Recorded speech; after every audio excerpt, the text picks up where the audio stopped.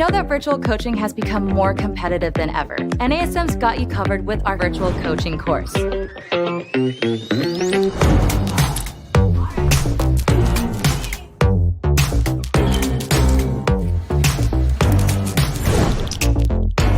NASM's virtual coaching course provides a complete solution to help you translate your services into a successful virtual platform. This course will give you the tools to build and operate a sustainable virtual business model.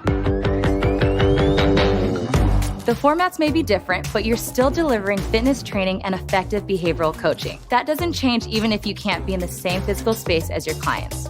The truth is, this is the way to reach more clients and expand your reach and impact. There's never been a better time to carve out your very own virtual space, and NASM is here to help. Welcome to NASM's virtual coaching.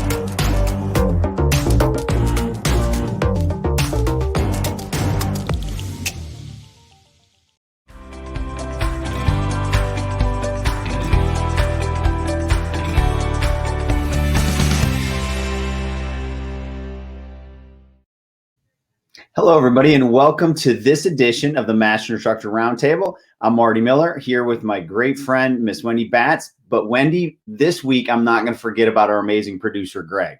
So obviously, we got a guy in the back here, Greg, who keeps us going, who makes us look as good as, as he does. So I just want to make sure that everybody knows that we're not alone in this. We got Greg here with us. Yes, definitely. We owe him a ton of kudos for sure. Exactly.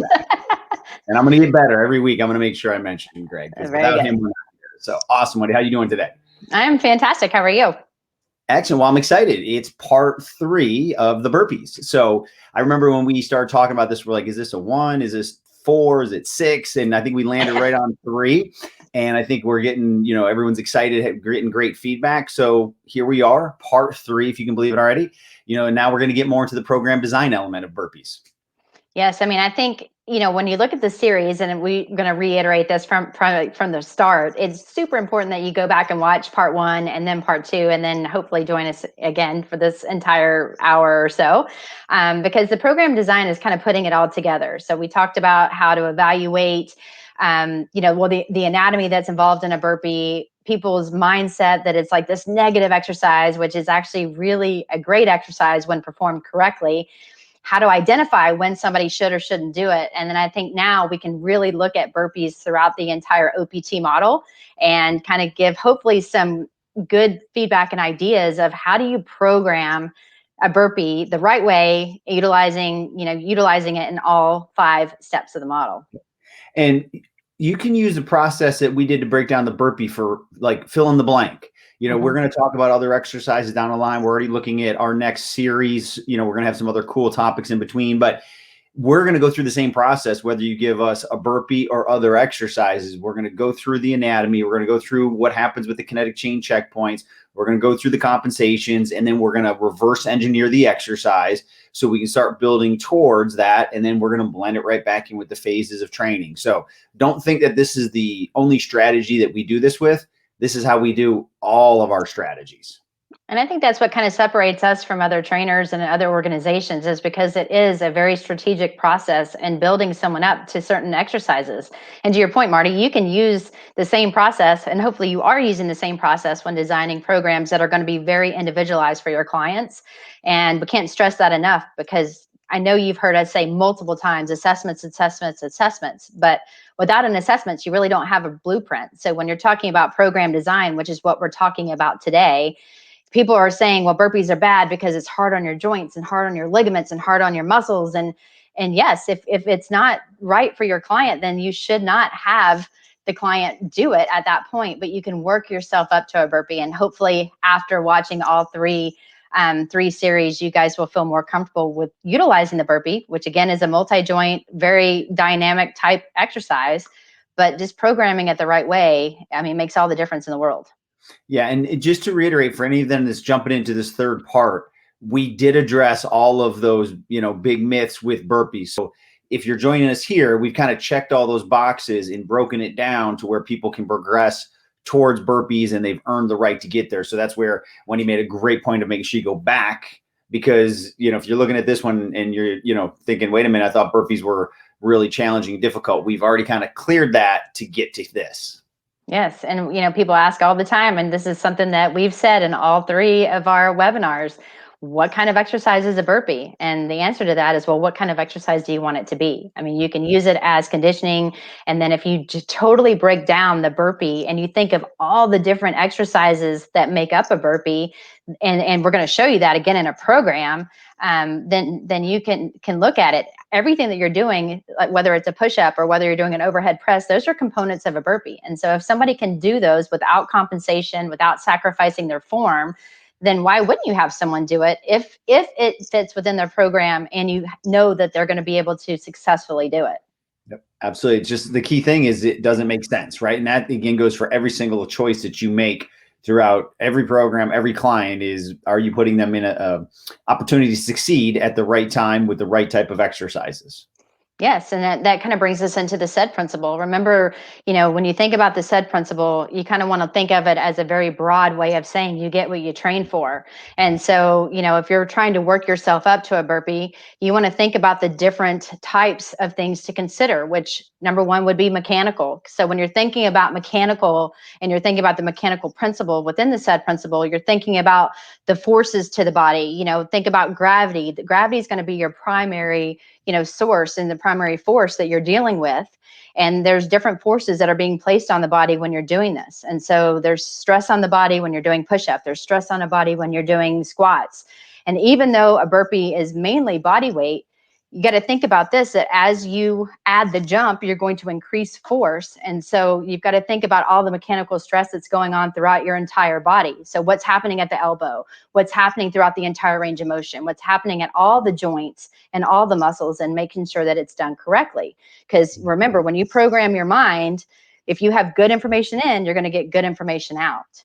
And, Marty, when you were talking about, the components, basically what you were just saying was the neuromuscular component of, neuromuscular principle within this. And, not to just jump in and talk the entire time, but like when you're thinking about, the neuromuscular recruitment here, you got to think about all the muscles that are involved. And so now you're looking at the movements and then the patterns of those movements. And so, we're addressing these patterns within all the supplemental information that we've provided up until this point, like all the different exercises. And if you break down the separate movements and you are really controlling those movements and executing them correctly, you're going to have very good movement patterns throughout a burpee, which then can lead you into the metabolic part. And so when you're thinking metabolic energy systems, you're thinking about this as the conditioning side. And most people just jump into this and they didn't work themselves up and think about the mechanical forces or the different stresses of the body. And so I think when you're thinking metabolic, this is, to me, when I think of that, the most important part of that would be the acute variables. What is the time under tension? What's the speed? What's the reps? Because, you got to think about the energy that you're producing in order to make it happen, and the energy that you're having to maintain in order to execute things correctly. And so the acute variables, in my opinion, play the biggest part on the metabolic side. And so when you put all of that together, you're going to have and execute a perfect burpee no matter any way that you program it. Yeah. And we've covered this again in the other two, but just to kind of touch on it again, is a burpee shouldn't be used as a punishment. A burpee is a phenomenal exercise for a lot of people. It may not be for everybody, but probably more people than you may think, because a lot of times burpee is just thrown in as a conditioning tool or a punishment. It's people don't really, unfortunately, sometimes break it down to, have they earned the right to be there? What part of the model would it be in? Did I progress them to it? But when you check all those boxes and you look at it, there's a lot going on with a burpee. So there's going to be a metabolic demand. And if that person's not conditioned, we already know that a burpee, there's a lot to do properly to execute the form in the ideal way. Imagine what happens under fatigue if you advance somebody too far, too quick. And now there's all these kinetic chain checkpoints that they need to, some are stabilizing, some are doing things explosively, a lot of motion in different body parts. And then all of a sudden now they're metabolically challenged to a level they're not ready for. How can you expect a good outcome? So it's not the burpee's fault, right? The burpee didn't cause it. It's the bad use or the bad timing of that exercise. So like we always say, most exercises are good. There's a couple that we've talked about that maybe, aren't the best, but more exercises are good than not. It's when are they used? Were they progressed to properly, and is it ideally the right thing for that client at that time? Sure. And, to me, people ask me all the time, well, how do you know if it's a good exercise for your client? And so my question, the first thing, and I'm sure, Marty, you say the same thing.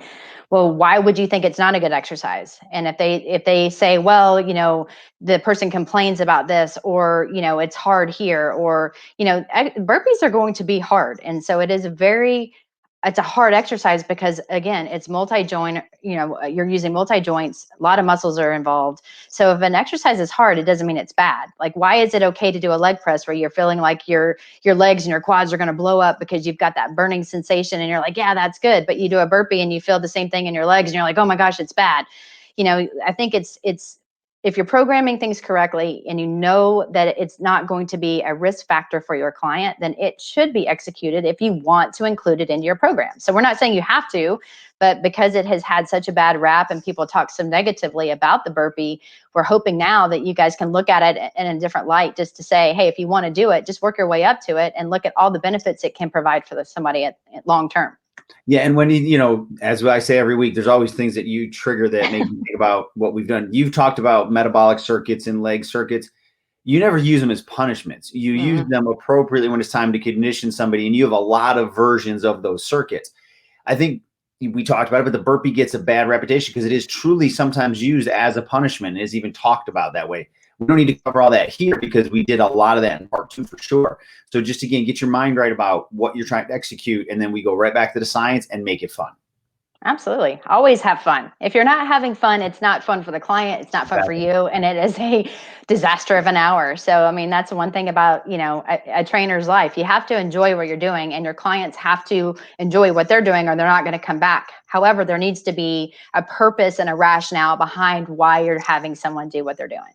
Absolutely. Yep. All right. So let's talk about phase 1, Marty. So when you're talking about some progression examples, why don't you run through this list? And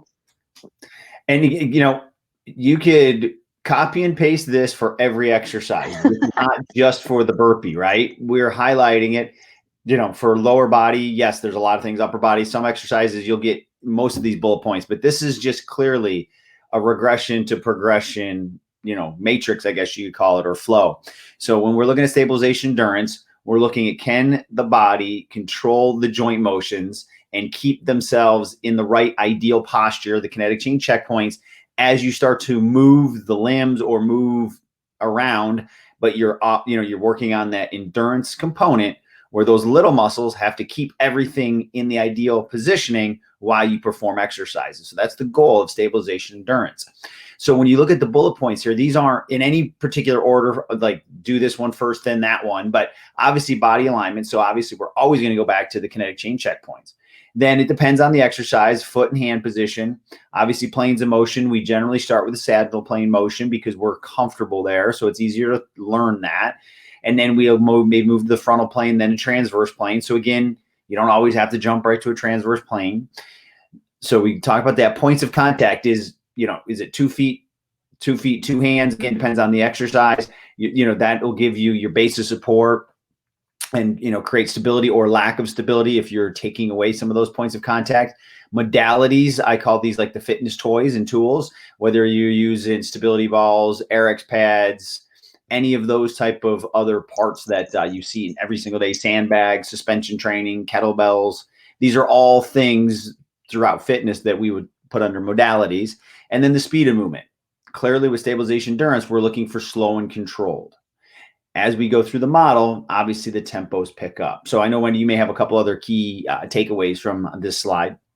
No, but I think, if you're going to have someone in phase 1, and, this will go back to kind of what we talked about in our last series, the assessment is going to play a huge, it's going to be the indicator of whether somebody is ready for this. Because again, if you see that their feet are turning out, their knees are coming in, if they have, an anterior tilt, or they can't lift their arms, without compensation over their head, then this is not going to be something that they're ready for. And so we bring this up because we talk about the 5 kinetic chain checkpoints, as you said.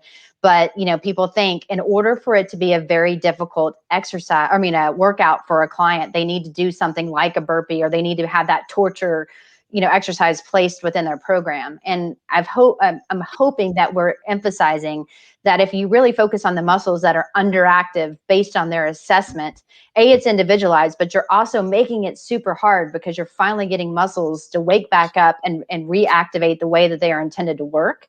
And so you don't have to put something like a burpee in just for the sake of doing that. However, if they can execute it and they're still in phase one, go for it. But just make sure that, their fingertips are pointed forward, because oftentimes their hands are going to be slightly externally rotated, and that can cause a lot of pain sometimes in your wrist. And then the same thing, when you're thinking about when their knees come up in the drive. So, they're out into kind of the high plank or push-up position, and they're bringing their knees forward. If their knees bow out or their feet turn out, those are compensations. So just remember your cueing, remember proper execution, and then break it down to make sure. And I think when you look at the next slide, maybe that'll kind of bring it back together. So if we look at the next slide, you're going to see some exercises that Marty and I both think are really good examples for phase one, because you got to think of a plank, and I love the plank walk, so I have it up here all the time. But you go from a low plank to a high plank, which is like the beginning of a push-up, and then go back and drop, because again, you're actually working the muscles and really getting your wrist prepared for that up and down motion. So you're working more than just your core and working more of just your shoulder stabilizers. You're also think about what you're doing at the hand and wrist. Mm-hmm. Of course, the stability ball knee tucks. So what we mean by that is basically you're in a push-up position with your feet on the ball and you're doing your knee drives in. That's super important. And you need to make sure that you're overactive. Remember when we talked about having your hip flexors are usually overactive if somebody has an anterior pelvic tilt. However, just because they're overactive, keep in mind that they also may be weak. And that is a very important component of a burpee. So therefore, you want to make sure that you're teaching the proper drive in towards the stomach.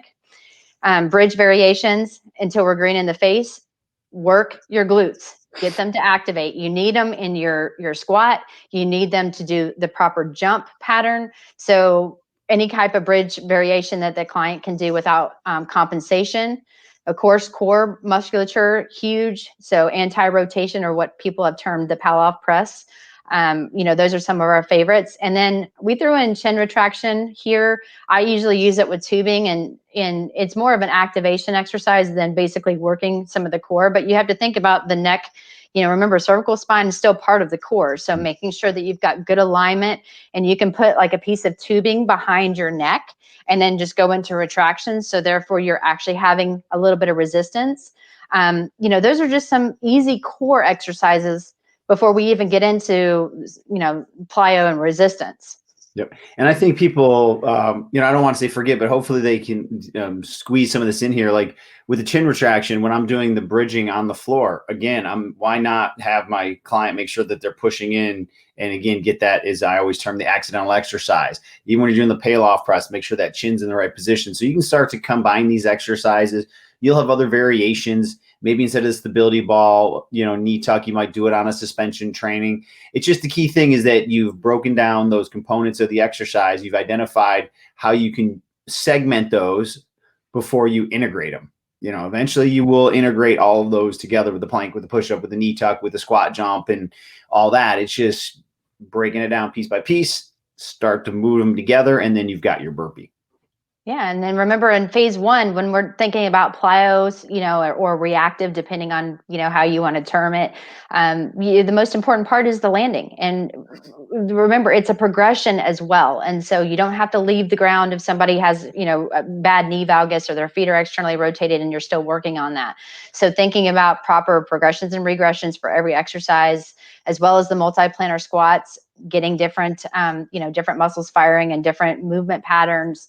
And then, of course, some of this stuff that's listed in the resistance, none of this is going to be shocking. But what you guys can do is you could take this and do this with your client, the next time you see them, and follow a 4-2-1 tempo, really focus on the proper 5 kinetic chain checkpoints. And this is a full body workout for someone. You want to obviously add in a little bit of balance is going to be super important to throw in there too, along with the proper warm up and cool down. And here's a program that you could do for someone that has a lot of compensations, that really needs to activate a lot of very underactive muscles very commonly. And these are ones that you need just for a burpee. So you can see how a lot of what we're saying can go with multiple exercises, but this is also really focusing on a ton of compensations that are very common that we've talked about for multiple weeks now. Yeah. And you know what this list really shows me is why people really probably hate burpees, because they haven't broken it down. They haven't mastered to a certain level any of these exercises, let alone sequentially, and understand as you're teaching it to them, the cueing. So when it is time to implement the burpee, that now the form and technique's not an issue. They understand when they collapse to the ground, you're supposed to drop to the ground, that you're not going to let your low back arch, and you're not going to do a push-up, where your belly button's still on the ground, because at that point you're cueing them all the time. So then it's just check, check, check. And now when you get through these progressions, a burpee now is just a very easy exercise to teach. Well, yeah, think about this too. These exercises should be done like at a 4-2-1 tempo. So, when you think about doing, a push up with a plus or a push up with the knee tucks, or like you said, on a stability ball, TRX, any of that stuff, just the push up alone, or a renegade row, maintaining a proper plank, that's super challenging. So when you have someone do a burpee that's a little bit faster, sometimes they find it so much easier because it's a lot faster movement. So therefore that time under tension is easier for them because they have the proper core strength. They have the proper, stabilization components and the right muscles working at the right time and the right plane of motion. So it's decreasing the stress to the joints. Yep, absolutely. Hey, I traveled all day yesterday into today. If I'm tired, the last thing I'd want to do is go do a stability exercise. Give me kettlebell swings and some plyo jumps, right? Because again, when you're fatigued, and you really have to control ideal form and technique, if you're really focused on it, it is challenging. Not only, physiologically, but psychologically, trying to make sure that you're engaged that entire time of those exercises. So like you said, burpee can almost be like a reward. They've earned their right. Could you imagine we flip the industry around, like, oh, please give me burpees? Yes, that would be fantastic. Then I think we've done our part, Marty. We've done our part at that point. Yeah, but we've talked multiple weeks with different exercises, and this is no different when we're talking about the burpee. But regressions and progressions are super, super important. And, if you want to work someone into a proper push-up with plus, and remember the plus is to really work the serratus anterior, to get a flat back, to get the shoulder blades lying flat on the rib cage as you're supposed to have, which often many times are wingers. So people have their shoulder blades pop up. But, there are ways to do a push-up with a plus. Put their hands on top of a Smith machine, a bar, and then lower the bar down until they can get to the floor, or put your hand on a bench, or if you're at home on your kitchen counter or bathroom countertop.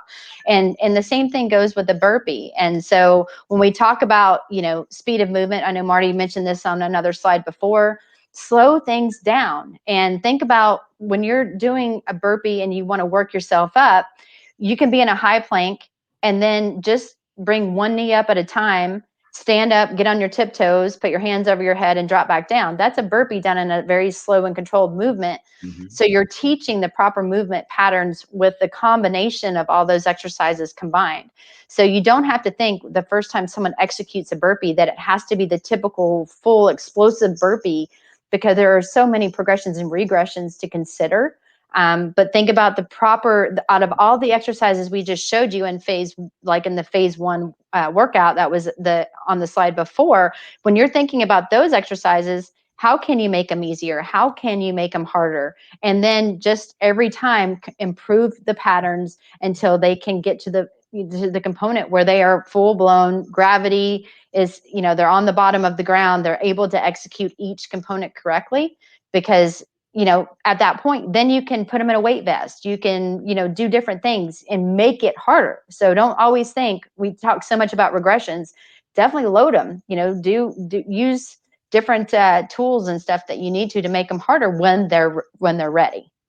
Yeah, it's just simply understanding the exercises, the mechanical advantage, disadvantage, the phases of training, and then you can reverse engineer everything so much easier when you look at it that way. I think a lot of times fitness professionals, they look at an exercise and they either do it or don't do it. They don't look at the pieces of that exercise, right? Because there's only 7 fundamental movement patterns. So when you look at them, it's just a movement is a combination of 1, 2, or 3 of those in different planes of motion. So break it back down, figure out where the weak link is for that client, and then you know where your starting point is, and then you just progress through to that way they can work towards that, more demanding exercise potentially, or that higher level exercise that they're hopefully going to want to accomplish. Yes, and that brings us into, once they've progressed, how do you know if they're ready to move on to phase 2? As we say all the time, every, 4 to 6 weeks, your body's going to adapt. And so at that point, you can move them into the next phases and start to think about, when we're looking specifically at the burpee, like how can we make the burpee harder, but then think about all those other exercises that we just talked about in phase 1. You've got supersets, which is the typical superset that you guys are used to us seeing, which is you've got a strength exercise, and then you go right into a stabilization utilizing the same, prime movers. And so, when you're doing the stabilization, obviously you're going to get more of your synergists and everything involved. So your joints and your muscles are working and playing together nicely. You've got the giant sets, which are usually like 3 exercises that you're doing that's mimicking the same body part.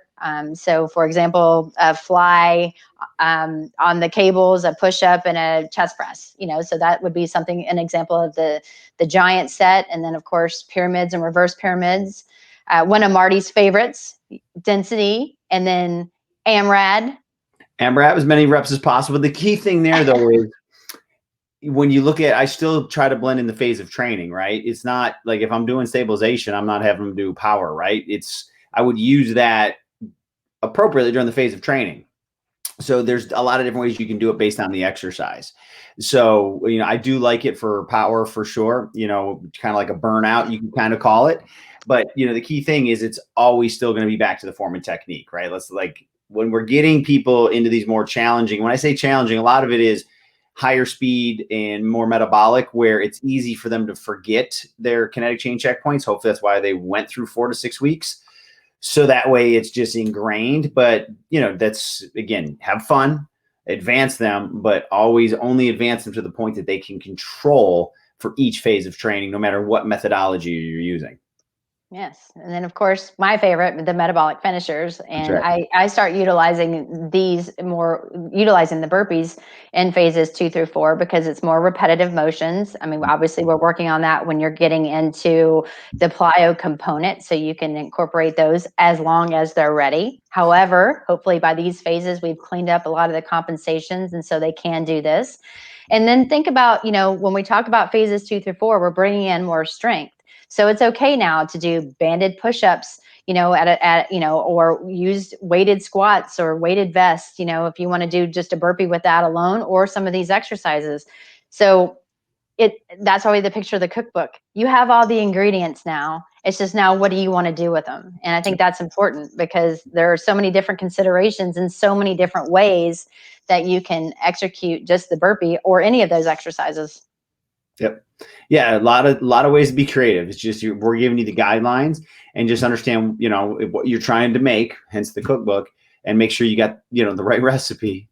So I'm thinking of that Friends episode. I'm dating myself where, which one I'm talking about, but where she put meat in like a dessert. So, there's a time and a place for every ingredient. Just make sure that I don't know if I remember that one. Mm-hmm. You don't remember that one? I remember the pivot, but I'm not sure about that one. That's a classic. She put meat in like some dessert, and of course Joey ate it. Everyone else thought it was disgusting. Joey eats everything. You got to watch that one now. You're gonna have to look that one up. I will. But, here are some examples of the exercises for phases 2 and 4. And this is not an extensive list at all, but it is some examples. And some of the ones that are my favorite are obviously the hip thrust, reverse crunches or knee ups, pikes. I use the slide board. Our facility has a slide board. So, if you're at home and you have wooden floors, just put a towel under your shoe or sock, and you can do the same thing that you would do on a slide board. So there are, ways of being creative. And then again, when you start looking at even the plyo now, you're looking at the repeating squat jumps and again, the multi-planar squat jumps, but now they're more in a repeating fashion, still focusing on form, still making sure proper execution, you're getting full hip extension. That's the big one on a squat jump. I can't express that enough, because if you're doing the froggy where you're staying in a hip flex position, that is not right. So think about squeezing your butt up in the air, your toes are pointed, and that you own that landing. And then, of course, the resistance. As you can see on the left side, those are more examples of something that you can do as a superset. And so more specifically for phase 2. And then when you're looking at, on the right side, those are just some more strength exercises that you can add either as an alternative to some of the supersets, or when you get into phases, 3 and 4. And so you can see this is just something that Marty and I rambled off, just like, oh, okay, what about a chest press? Oh, that's part of a burpee. Oh, what about deadlifts? Oh, well, you need that. What about an overhead press? Part of a burpee. What about lat pull down? Need your lats. What about, so everything that we put in there, calf raises, definitely need calves. You got to jump. So as you can see, because of all the body or muscles that are involved in this one exercise, all of those body parts need to be focused on, strengthened, and worked on proper movement in order to execute just the burpee long term. Yeah, and I could say this is one of the exercises I rarely see done right in a fitness center. Because, Yeah.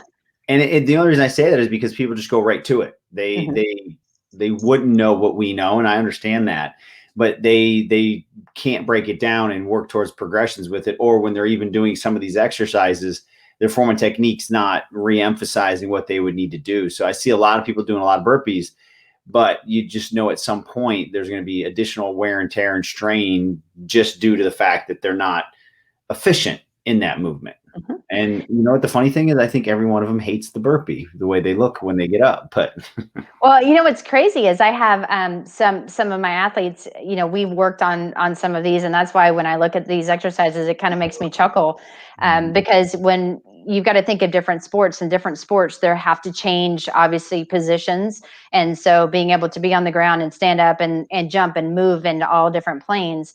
So when they get to these higher level of phases and they are increasing their strength, I mean, I've had people wear weighted, weight vest. So they've got their vest on.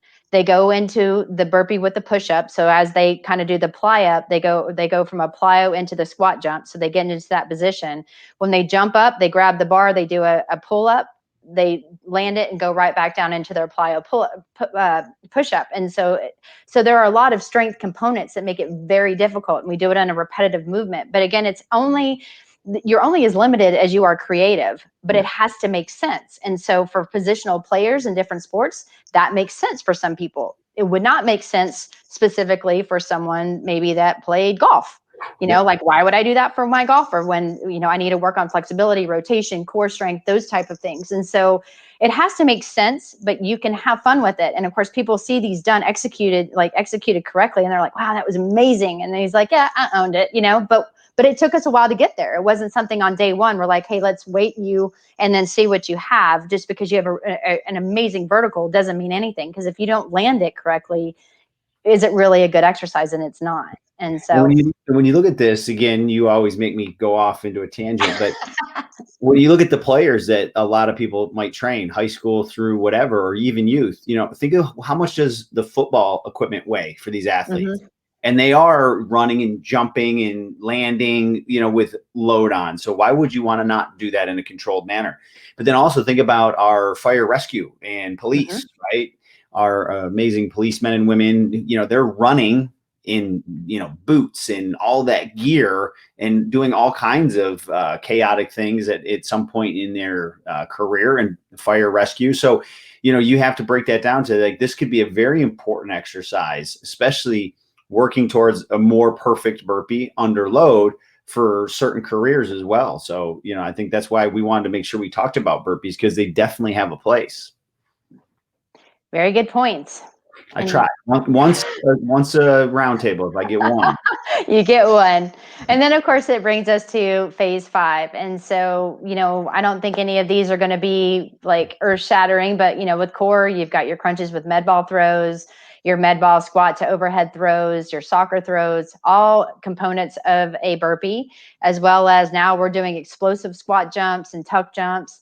You can do more mountain climbers. You can do them repeating. You can do them explosively, whatever it is that you need.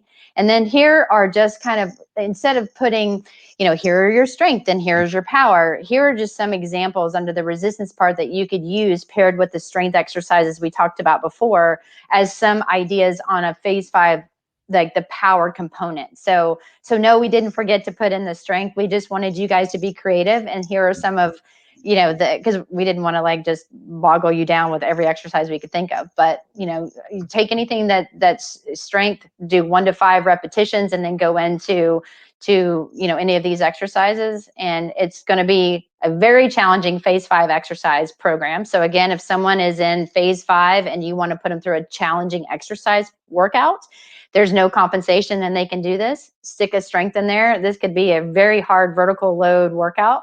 Or just think, these are all components that are going to get someone to a very, very well executed burpee, done explosively, and they should be able to execute it correctly. Yeah, absolutely. So again, it's, things that you're seeing all the time. It's just how do you utilize these little ingredients to make the recipe that you want. So that's where sometimes I think people try to get over creative because they don't know how to use what they already know in different manners to get a different outcome. So that's why when we put these together, it's like we just kept with the hardcore basics. There's plenty more options, but sometimes I think trainers try to stretch for things and they don't follow a flow to it that makes sense for what the final goal is. Yeah. And then, and if you don't want to ever do a burpee, then that's fine. But just now you guys should be very confident in knowing why did we bring this up? And it's because, it can be a great exercise put together. But if you break it up, you're doing this in the gym already.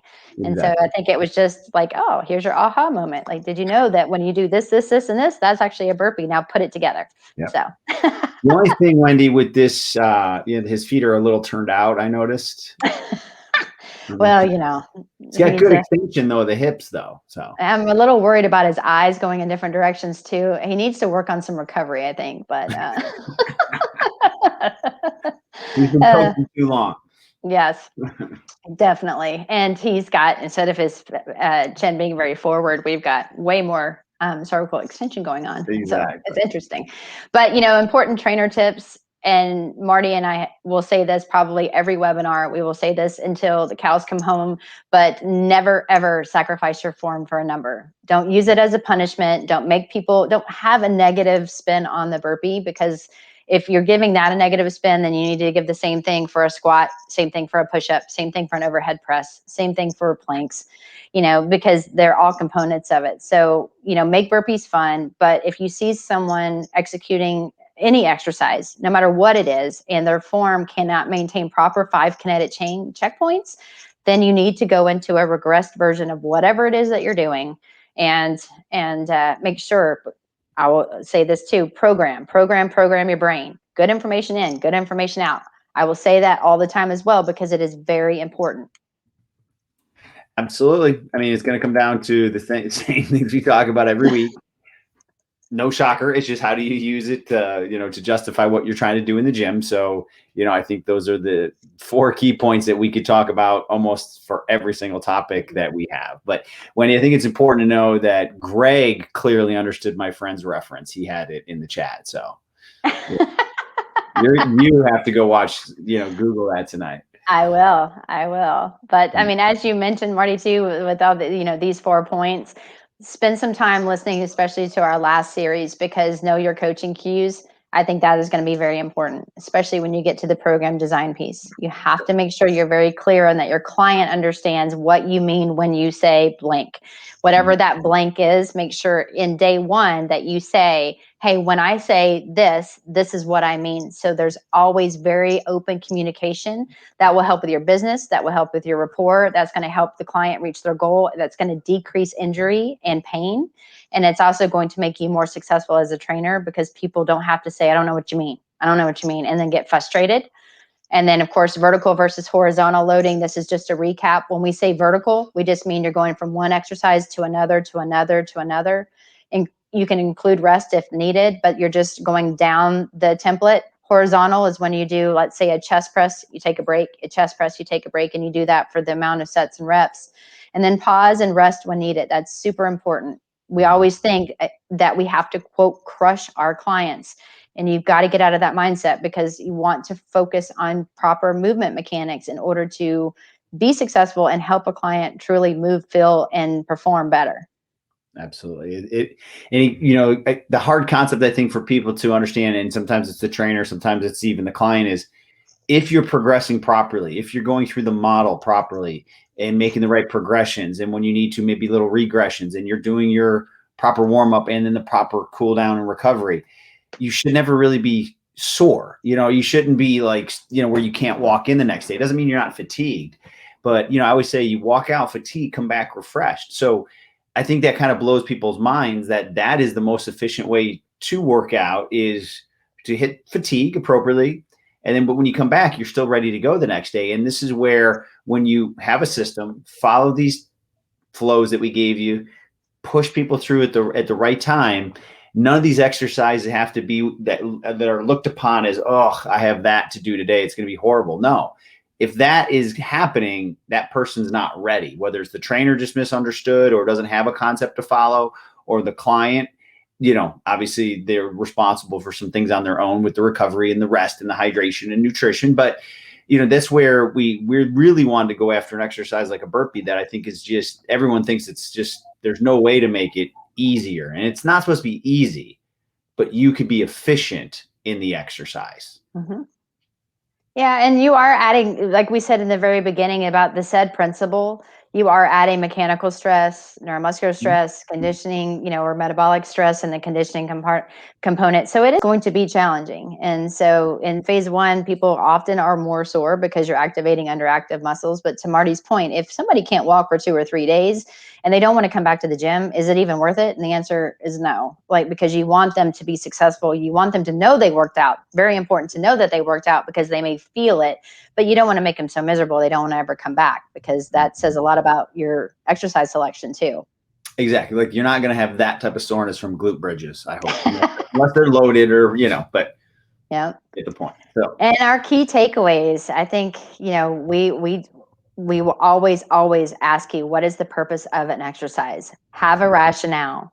Why do I have to do this? I don't like to do this. What's the purpose of this? And you really want to be able to answer that question in a very professional manner, because people don't like to do balance exercises. People don't like to hold the squat at the bottom and fix their movement patterns. People don't like to do a 4-2-1 push-up, and it's because it's hard. And so, but always have a rationale for the reasons that you're doing whatever it is you're doing. Know the muscles that you're targeting. Why are you having someone do a squat? Hopefully you're saying because the prime movers are your quads and your glutes, and you're working on really trying to flex and extend your hips and get the right muscles firing and work on neutral alignment. So really focus on prime movers, know what you're targeting, know the purpose of it. Always make sure that, especially when you're executing a burpee, that you've got the proper setup and movement patterns, because you only are setting them up for success. If they start to deviate from an exercise, their form starts to go south and you don't correct it, then you're not helping them. If anything, you're going to be regressing them long-term. As we've said multiple times, progress and regress any exercise as needed. Safety always first. So for those of you guys out there that are like, I think it's horrible, it's awful for my clients' joints, my clients can't handle it, it's not safe. It can be safe if you program it correctly. If you don't feel like it's safe and it's not appropriate for that client, then don't do it. However, realize that you shouldn't have that mindset for everyone, because it could be beneficial for some, but not all. Correct. And lastly, have fun with it. Keep things positive. Always enjoy your time with your clients, because you might be that 1 hour, and that 1 hour of their day is the best part of their day, because they get to throw all their frustrations out. They may be telling you all kinds of stories of things that have aggravated them. You're there to listen, you're there to program, and you're there to execute to help that client get to their goals. Yeah. So, and the only thing I could say is, I was thinking this as you were talking, is these points are spectacular and you address them so well, but like, it goes back to when I talk to people that are newer to fitness, family members, it comes down to having a system, right? So I'm blessed. I know Wendy would feel the same, that we learned the OPT model, the NASM system very early. And now we continue to understand how we can manipulate it, change it up, but still stick with the system. And if you have that and you do everything that we've talked about over all the different roundtables and different topics, it becomes very easy to see what you're trying to accomplish and have a game plan, because you're never really making decisions on your own. You're like, okay, how does this fall back into the system? How does this fall back into place in the model, the progressions, the regression? So that's why we love to reiterate these points every time, because more and more times you hear it and the more and more times that you go out and practice those systems, the OPT model will come to life to you like it has for Wendy and I over the last 15 plus years teaching it. And then obviously our previous experience when we were working with it as we started to learn it. Mm-hmm. We've all been there. And it took someone teaching us, and hopefully we can be those teachers as well. That's why we love what we do. So, yeah, well, this was fun. And, you know, and we never knew that we could spend 3 hours talking about burpees, but here you have it. and we condensed it. We could have spent more. I know. So, you know, if you guys have any questions, you can always reach out to Marty and I. But my contact information, as you're going to be able to see here shortly on the screen, is if you want to find me on Instagram, it's wendy.bats13. You can email me directly at wendy.bats@nasm.org if you have any questions. And my shameless plug, you guys can also join Ken Miller and I. We do a podcast called Random Fit, and we talk about all kinds of random stuff in the fitness industries. So hopefully you guys will download it, join us, and listen to some of our other random topics that are not so in-depth like these, but more kind of fun and a little more lighthearted. Excellent. Thank you. And then my information will pop up here. You can see my Instagram there, dr.martymiller72. Then my email, marty.miller@nasm.org. And if you guys have ideas on stuff that you'd like Wendy and I to cover, don't be afraid to throw that into the email. And then you can also find me on my weekly coffee talk. You'll see it right there on Instagram Live. It generally is Tuesdays at 9:30, but on occasion it may pop up on a different day. So, but you'll see it pop up, and then you can go through there. And honestly, I'm just there to answer questions as you guys bring them into me. So we're there just to hang out with you. So Wendy, thank you so much for going through the last 3 weeks on burpees. And Greg, amazing job as always producing. So thank you guys so much for attending. And if this was the first one you caught, make sure you go back and watch the other two, and it'll all come together for you. We'll see you.